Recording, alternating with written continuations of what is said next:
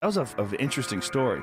This is back when Muhammad Ali was still Cassius Clay, before he became Muhammad Ali. And Henry Cooper was like the big English heavyweight. Mm-hmm. And he rocked Muhammad Ali with a left hook. And you know what Angelo Dundee did? He cut Muhammad Ali's gloves. He went back to the corner and he just sliced his gloves. He's like, hey, we got to change these gloves. They bought him all this time. They had to undo the tape. Oh, yeah. Stalin like it's that? It's right here. Boom! Ooh. Got he is rocked. And it's the very end of the round. The very end of the round. So they sit him down. Boom! I mean, that was a perfect left hook. Yeah. He just got sat down. Henry, if they ever have a This Is Your Life for Me, I hope they bring you around, because you're the only man that's really knocked me down. You're pretty fast. You have a good left hook. Henry, you are not as dumb as you look. Britain's own former champion, Henry Cooper. No.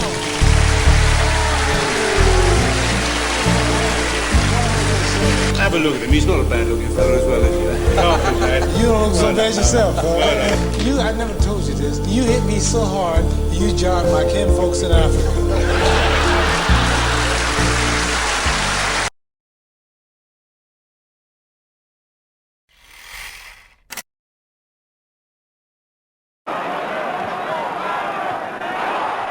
If I was going, it meant that he was going, and he wasn't going, so I wasn't going. You're thinking, well, when's this going to be over? And 10,000 people at Wembley sense it. And now all they want to do is to roar Conte home to victory, which surely now must be his. It's like excitement, you know, waiting for Christmas in the morning. You can't wait for the morning to open your presents, like, you know. That's if you're getting any, like, you know. It's Conte, world light heavyweight champion at 23.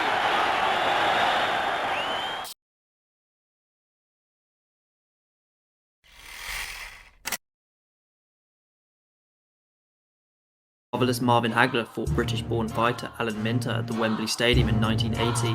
The best of boxing was on display.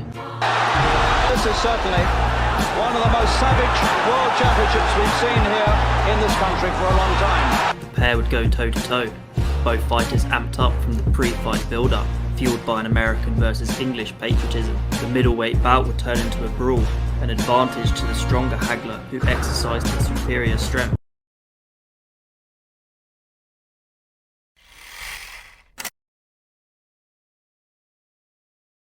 Jeff Capes first won the World's Strongest Man title in 1983 and was the first champion that wasn't from the USA.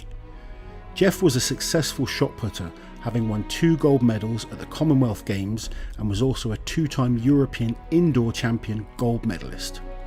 In the 1983 World's Strongest Man competition, it was a fiercely close battle between Jeff and John Poole Sigmarsson, with John Poole taking the title for himself the following year. In 1985, Jeff managed to win it back in another fantastically close battle between him and John Poole. Jeff competed at the World's Strongest Man a total of 7 times and helped grow the popularity of the sport in the UK. The last major strongman competition he did was the World Muscle Power in 1988, where he took 2nd place.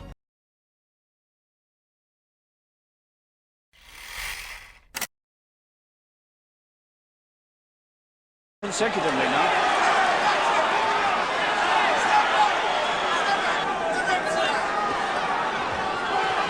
All about determination and who's going to stick with it. Oh, he's got it with a right hand. He put a short right hand in.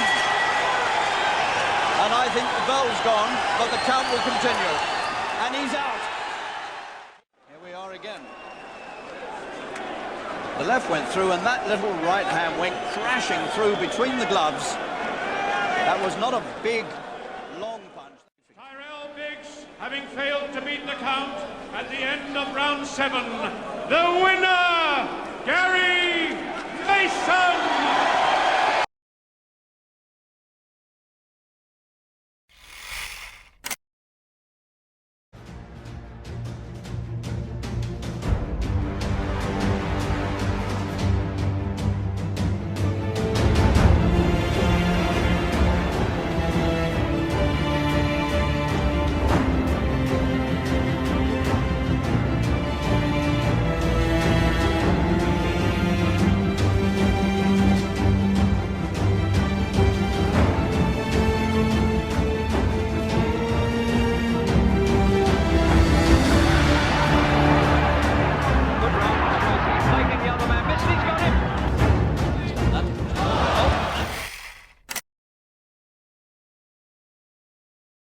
Let's have a look at replay there. Now we see this combination coming in, I think from Marsh here, that I mentioned. There it is, just the left hook, and he doubled it and turned it, and then as he saw Eubanks going away, clipped him with the right hand as well.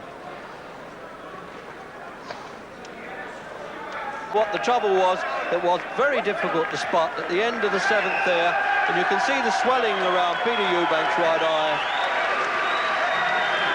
Marsh always on top, always in command, but it's a pity that it had to happen for Eubanks like that, because he's always been a willing fighter. But he just sort of ran out in that last round, Jim, as though we knew something was wrong. Okay. Right, ladies and gentlemen, on the blue side, the light heavyweight champion of Great Britain, Curtis Hightower Arnell.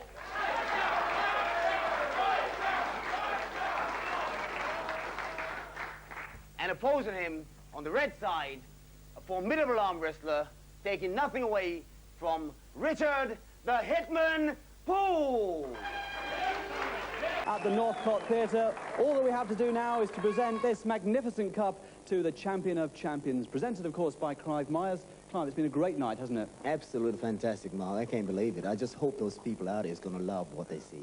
Let's hope we see more arm wrestling on the telly in the near future. I'm sure from this performance tonight, if anyone don't want to see it, then something is wrong. We are